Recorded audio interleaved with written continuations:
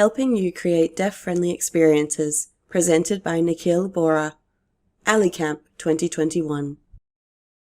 We'd like to thank our gold sponsors Telstra and Intopia, our silver sponsors ANZ and Coles, and our bronze sponsor How2.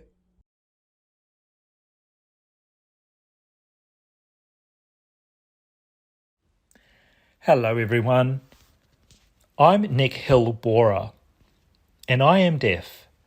The voice you are listening to is our interpreter today, Mark. I will be using Auslan, Australian Sign Language, and Mark will interpret this into English for you all to access, and vice versa. I come from a digital and motion background. I fell in love with the digital world and technology. I am an experienced designer at ANZ. I am passionate about inclusive design and accessibility, resulting in a better digital life for everyone. So I am advocating to make digital platforms and experiences accessible for deaf people and sign language users.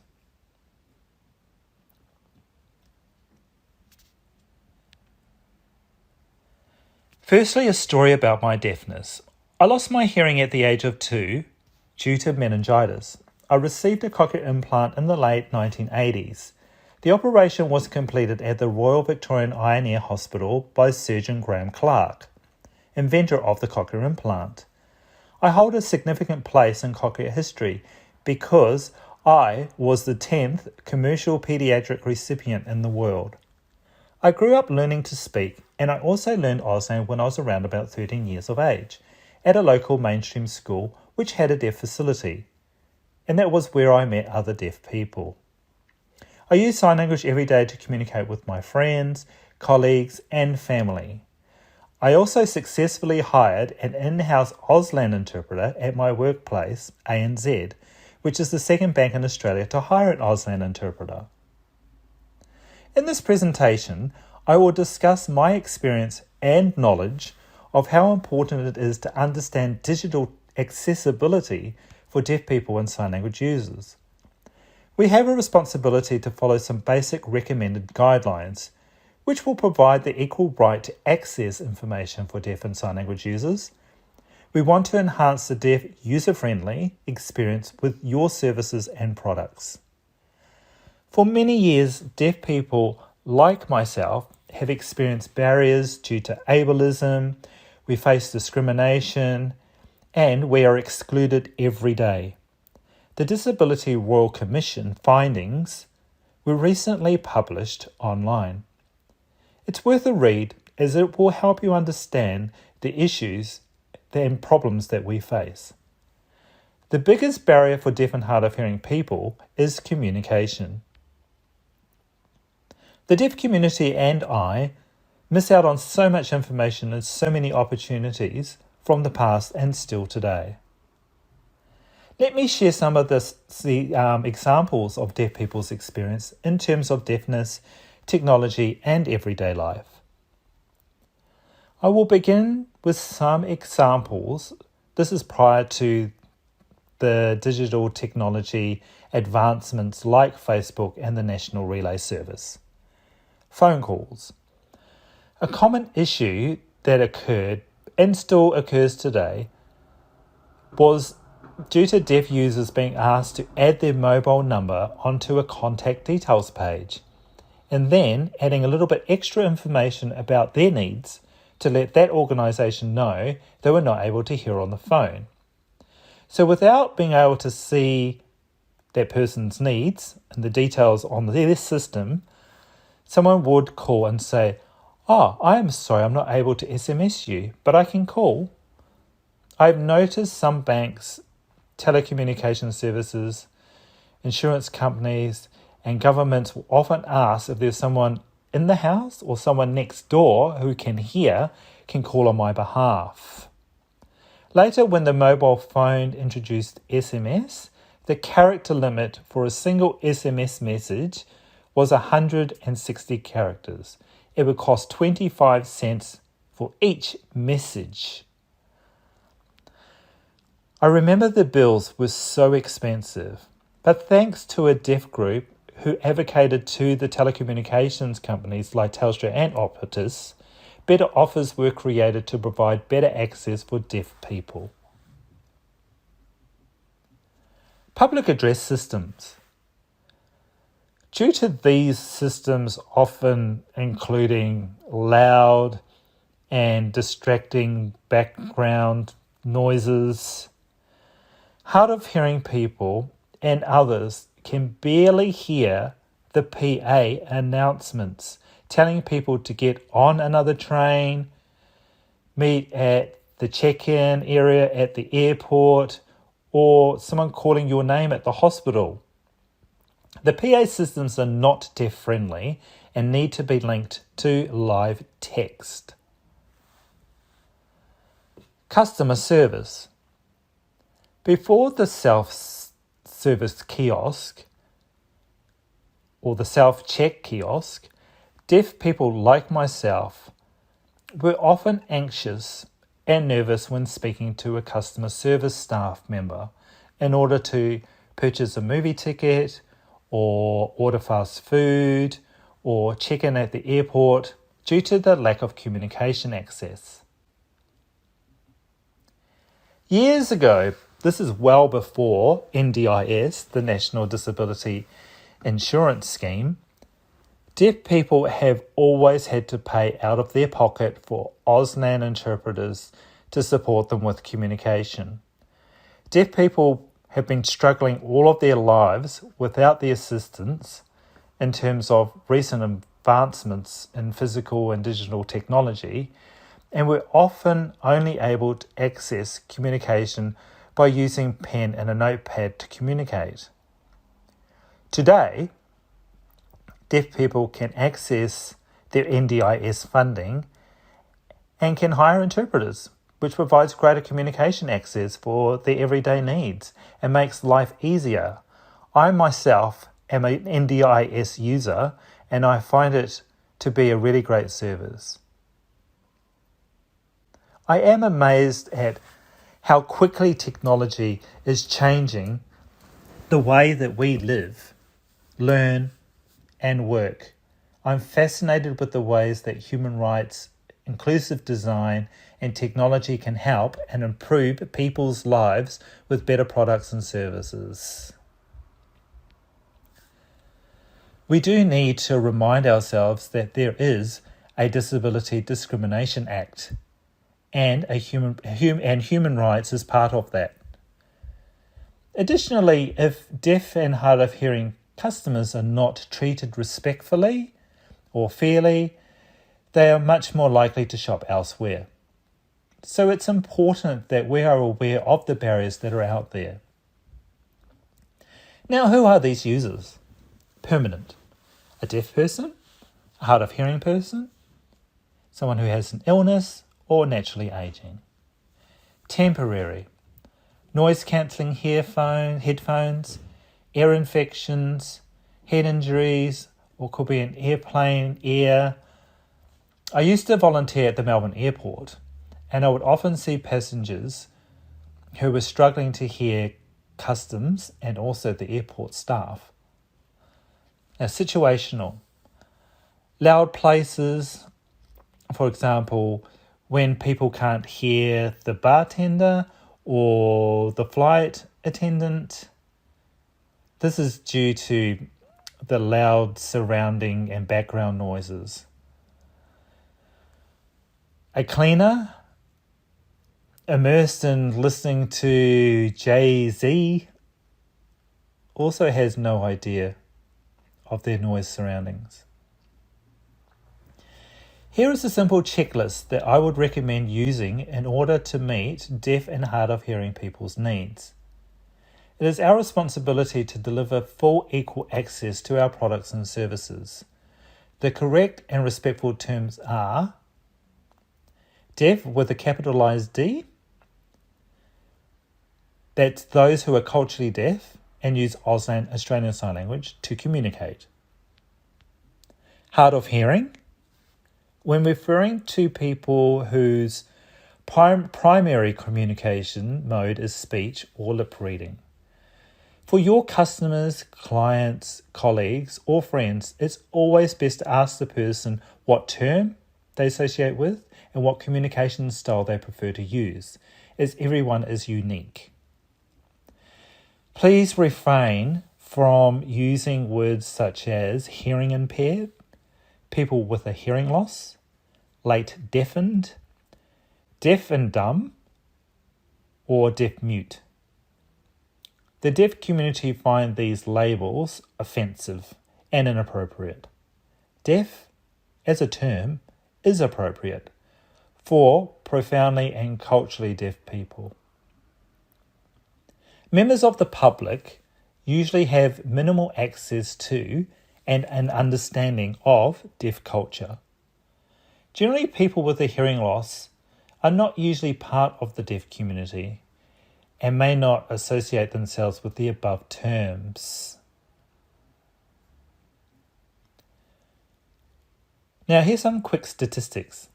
There are 1 billion people with a disability worldwide, 466 million deaf and hard of hearing people around the globe, 70 million deaf people in the world use sign language as their primary language, 70% of deaf people are illiterate and do not have equal access to basic resources, and 50 million people are without an education or a voice.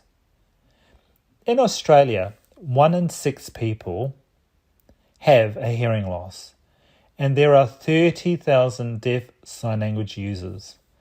Some Australian statistics regarding deaf people do not reflect the reality. Due to these following points, there is no Auslan language option on the census forms. There is also no English to Auslan Sign Language access on the census website. So this makes it inaccessible to culturally deaf people. Deaf organisations are constantly advocating for Auslan to be added as an additional language option. Now, there are 300 different sign languages in the world. So access to sign language on websites is very low. Public authorities and organisations are increasingly adding sign language translations to their website content in order for it to be more accessible for sign language users. There are 302 currently active Auslan interpreters around Australia. This is a pretty low number considering how many deaf people there are. The National Accreditation Authority for Translators and Interpreters, NAATI, has also stated that Auslan interpreting is the third highest language request behind Arabic and Mandarin, Chinese languages in Australia. So remember, this is not about the numbers, it's about access.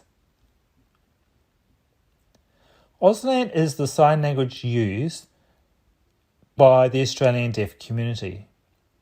English and Auslan are very different languages. Sign language is a spatial gestural language and has its own grammatical structure, facial expressions, and body language. Sign language is not a universal language. Auslan has 2 dialects though. There's a southern dialect and there's a northern dialect.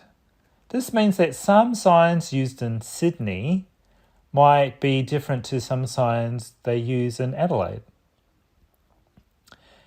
These regional variations also exist in spoken languages. For example, in some areas of Australia you might say potato scallop, while other people say potato cake. Several Aboriginal and Torres Strait Islanders sign languages also exist, but then they're not related to Auslan. Southern dialect, Victoria, Tasmania, Western Australia, and South Australia. And the northern dialect is New South Wales, ACT, Queensland, and the Northern Territory.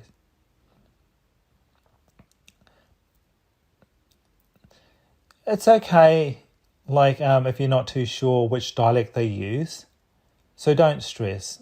It's worth contacting an Auslan consultant to work with you.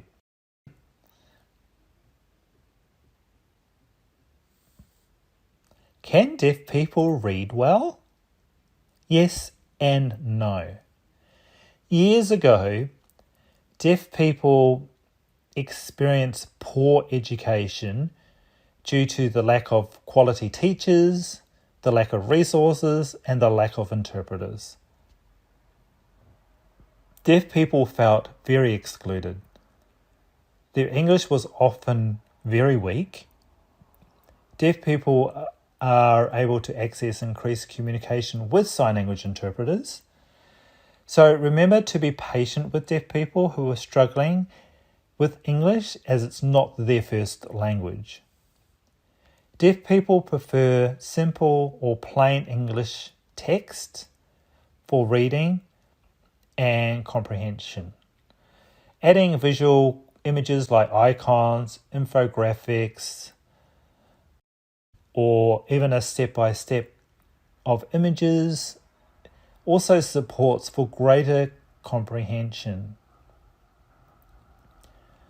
For the contents team, please consider the benefits of preparing and creating plain English versions for people with other disabilities or from other language backgrounds too. Deaf people may request the format to be in plain English. Accessibility barriers for deaf and hard of hearing users. Deaf people are often responsible for finding workarounds to services that are not accessible to them. For example, many service providers only offer contact over the phone. This usually requires a deaf person to have an awareness of other platforms or plugins and know how to use them. There's a quote here that says, "You never know if someone working in a police office is going to actually listen to a message and wonder who it is before they can explain that it's a text relay service." Some people hear an automated voice and then they hang up because they're suspicious.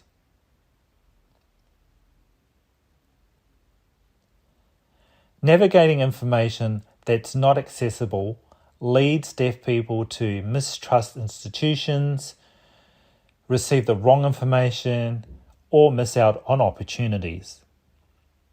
Because of this, deaf people will often turn to their peers for support. Not only do they value each other's experiences, but information that's shared amongst peers is usually accessible. It would depend, can I access it? If it's a page, do I have to ask someone to translate it? Do I have to ask someone what it means? Do I have to ask someone to sign it for me? That's the issue, really. The important thing is, for me, is to have access if it has to be signed. The new Australian Securities and Investment Commission, ASIC, Regulatory Guide 271, effective the 1st of October 2021, includes enhanced accessibility obligations, including that the complaints process, quote, must be easy to understand and use, including by people with a disability or language difficulties. The regulation says that this can be achieved by, among other things, using Auslan, Australian Sign Language, in video presentations. Captive View is not 100% accessible. Captive View is a device that has a base and that's placed into the cinema seat cup holder. connected to a flexi cord with a small screen at the other end. Many deaf viewers have complained that this is multitasking and exhausting and can result in several headaches and eye strain. Deaf people are deaf 24/7. So if we want to go and see a movie, it should be whenever and wherever we can with our friends. So let's get to 100% accessibility. Most cinemas don't want to pay for the film reel to have open caption because of the license fee, which is unfair. Today, open captions are only available at limited cinemas. For new releases, we have to wait a few more weeks until there is a caption option available at one of the cinemas. Families with deaf people and who have deaf children sometimes have to travel far to watch a movie. And then it's not accessible. It's a waste of a day. It's a waste of money. They have bad experience, and it's a bad experience for everyone. Deaf people are still putting in their complaints about this, so the big four cinemas are still yet to enter into conversation to resolve this major issue for us.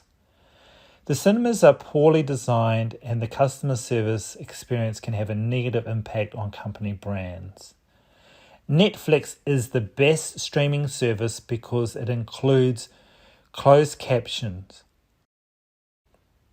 100% closed captions and audio descriptions are available for all movies and TV shows on Netflix, because in 2011, a group of deaf people sued Netflix for not providing captions to their streaming platform.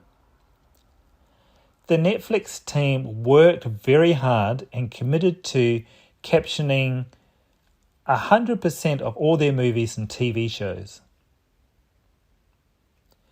Deaf people in Australia have been advocating for the provision of an Auslan interpreter for social media and also for live TV for a long time. Recently, there have been some improvements in accessibility in this regard.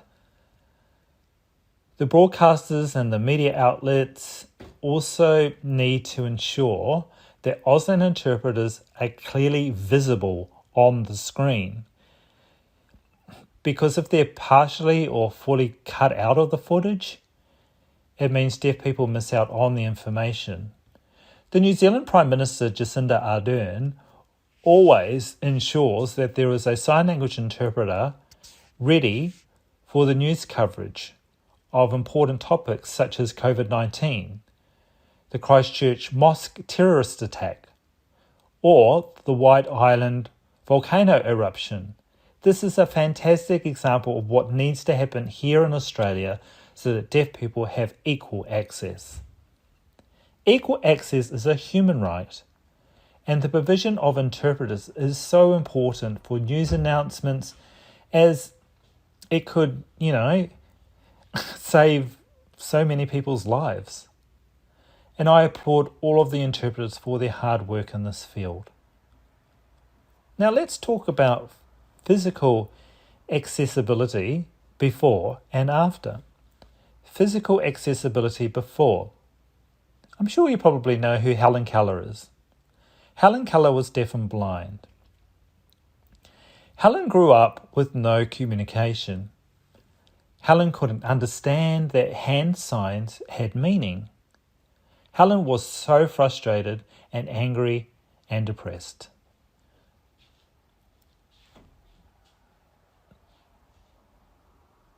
Juan Pablo Bonet was a Spanish priest. He was hired to work with the King of Spain for many years. The king's second son was born deaf. Juan had no previous experience and had no idea on how to teach the king's son because Juan was a priest. Physical accessibility. After. Helen Keller became a world-famous speaker and author. Helen used touch to communicate. Helen would touch an object or a person's face, and Helen's first sign was water. This is because Helen touched and felt that object, water, running from the tap, and then she was taught to spell the word W-A-T-E-R, and then was taught the sign, water. Helen learned how to speak by touching a person's face and feeling their voice. Helen met Charlie Chaplin, even though she did not watch any of his movies. One was a pioneer of education for the deaf. He wrote the first modern book about sign language. Physical accessibility today. Deaf-blind people now have access to be able to watch the World Cup. Sign language interpreters bring songs to life for deaf people. Modern digital technology or modern digital accessibility. Telephone. Deaf and hard of hearing people are often not able to hear or speak on the phone. The most viewed website and app by deaf and hard of hearing people is the National Relay Service. The National Relay Service assists deaf Australians and hard of hearing and speech impaired Australians to communicate via a written typewriter to a relay voice operator. Captions. YouTube, Facebook, LinkedIn, Instagram have auto or full captions. Viewers can stream TV and movies from platforms like Netflix, Prime, or Apple, which provide 100% captioning. There is also the live caption option available in Google Chrome. Smart notifications. Before jumping into an Uber or Lyft, customers will receive a notification to let them know that the driver is deaf or hard of hearing. Customers can also learn how to sign hello or sign thank you. Uber and Lyft are committed to 100% accessibility to make people's lives easier. The deaf community, including myself, would like to see similar smart notifications like other products and services, for example, deaf accessible alert warnings, notifications at hotels. Kiosk. And also the interactive signage.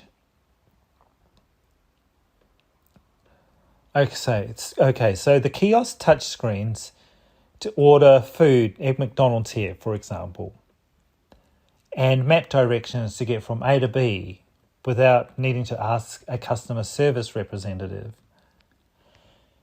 Display screens visually displaying content and integrating this with voice announcement systems. For example, by using visual paging, a fully visual transcript of a voice announcement, or by showing a video of the announcement in sign language. Creating a better future through accessibility and inclusion. Everyone can learn 2 basic signs such as hello and thank you, and understand and learn deaf awareness. Employ deaf interpreters also can be hired to work at interpreting call centres. Virtual reality, hearing people can start a conversation with a deaf person without fear. Drive-through services can be made accessible to individuals who are deaf and hard of hearing. Everyone can search, access, learn, practice sign language 24/7 online. It's similar to a dictionary. Otherwise, you can learn sign language in a classroom setting or one-on-one with a tutor. Bank and home loans contract documents can be scanned via augmented reality to real-time sign languages.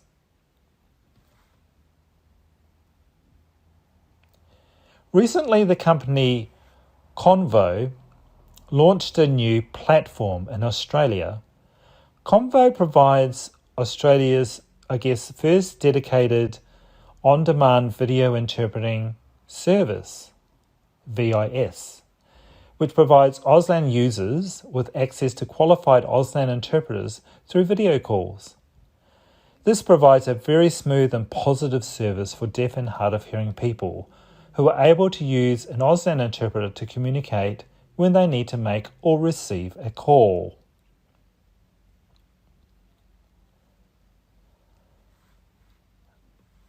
Disability accessible websites. I have found Lloyds Bank and also Microsoft are using Signly. It's a browser extension. Their websites are responsive, which is really amazing. Signly and Lloyds Bank are working together to ensure the bank's online website is 100% accessible for deaf and hard of hearing people. The Signly browser extension displays a sign language translation of the Lloyds Bank website. The signing is pre-recorded, broadcast quality, and it's signed by a qualified sign language interpreter. Anyone can then download the free Signly browser extension for Google Chrome, Microsoft Edge, and also on Firefox. I have met with the co-founders of Signly. They're based in the UK. They're awesome people, and they're looking to expand Signly here in Australia and around the world. So you can contact them via signly.co. Now I have a great example here about accessibility relating to water. Is water accessible to everyone? The answer is no. There are various people who have cognitive, physical, and temporary disabilities. They're often not able to see, reach, pour, or drink, or open a bottle. And deaf people often mishear or misread the waitress by lip reading them when the waitress is asking them if they want still or sparkling.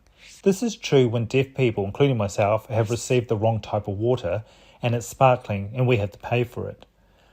Imagine your waitress is serving your customers without adequate knowledge of their needs. You're pouring the water into a glass and you leave, right?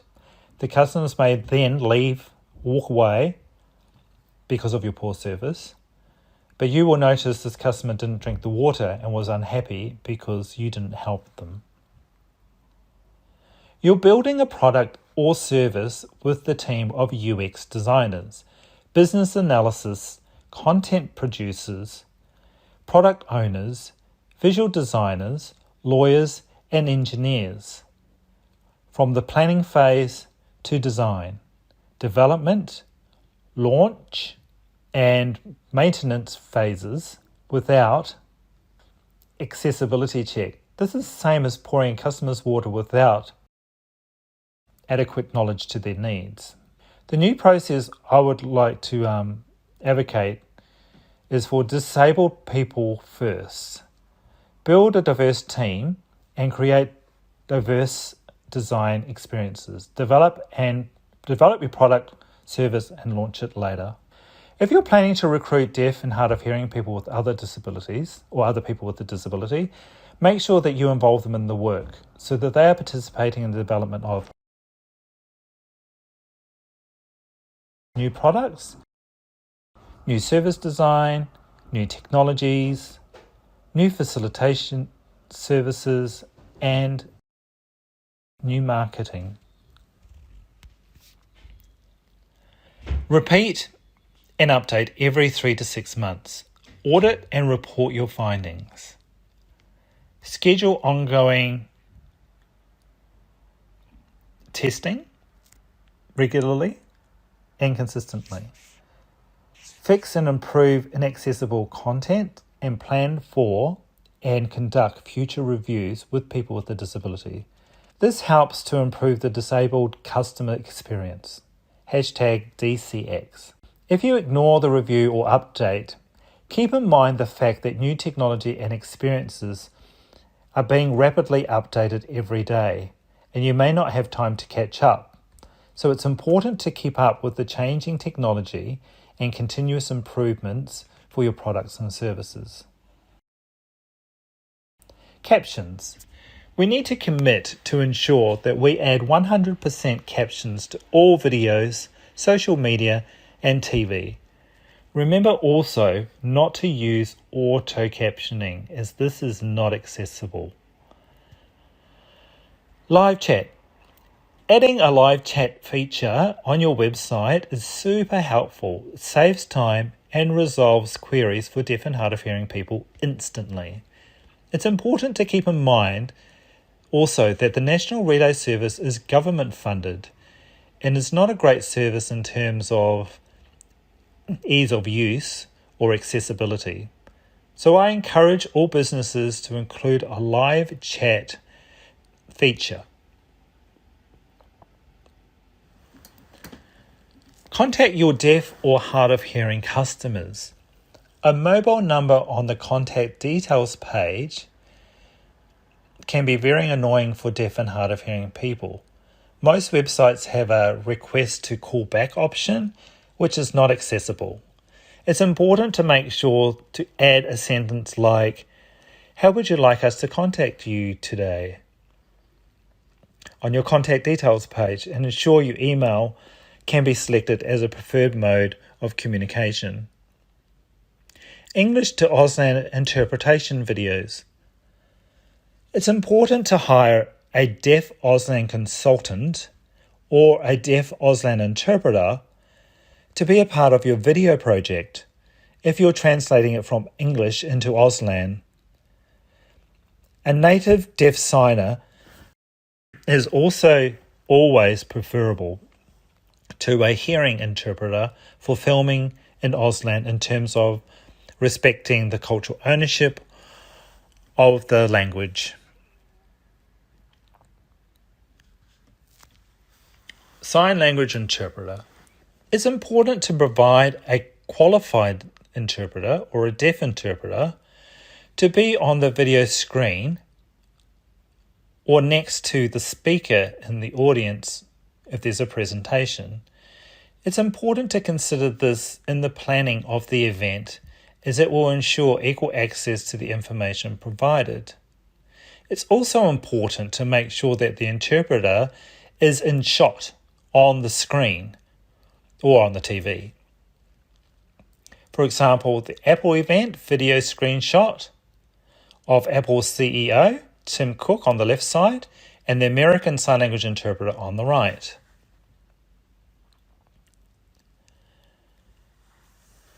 Deaf professionals, including myself, often review materials to monitor their authenticity when it comes to anything related to sign language. I wanted to share an important observation of this. Dozens of accessibility companies or organisations may mean well with their content they share online. However, most of the stock photography selected is not appropriate. I can tell the models in the image are not true sign language interpreters or native sign language users, or even have knowledge about deafness. And if they were, I guess they would probably pose the way that they do. They probably would not pose the way that they do if they were true native signers. This tells me that despite the claims that some companies are being inclusive, they are forgetting that inclusivity also means the photographers and models they employ. I'd say 98% of these types of stock photos you'd find online are not authentic to those who actually use sign language. So if companies wanted to truly be inclusive, they need to start searching for deaf consultants, deaf photographers, deaf models, and provide appropriate stock photos to make sure that they are representing the sign language users. My close friend Sophie Lee and I are the co-founders of SignHow. Sophie is also deaf and is a developer. SignHow is a global sign language dictionary platform that hosts over 300 different sign languages from 196 countries, including Indigenous signs.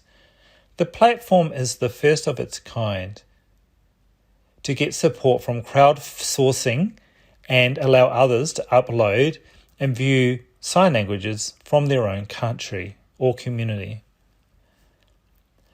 We've come across a lot of people saying, "Oh, I wish I had learned how to sign," or "I wish I had gone to classes."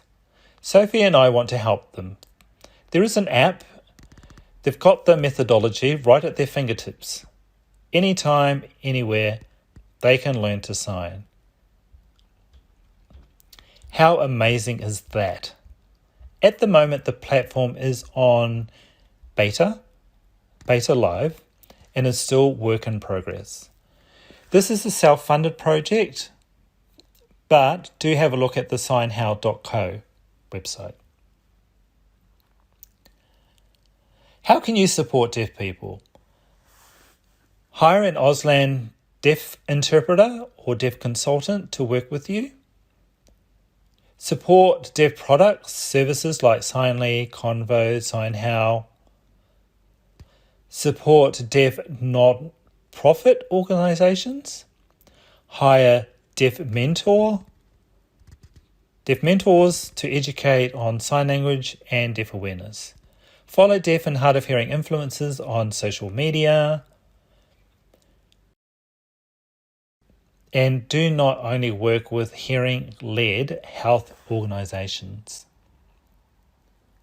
If everyone learned sign language, the world would be a much better place. We would all be happier. This is important for the future of deaf children and our deaf community. With inclusive design, we also want to make everyone feel welcome. It makes the world of a difference. You're welcome to contact me, Nikhil Bora, on LinkedIn or by email nboradesign@gmail.com. Thank you for having me. Goodbye.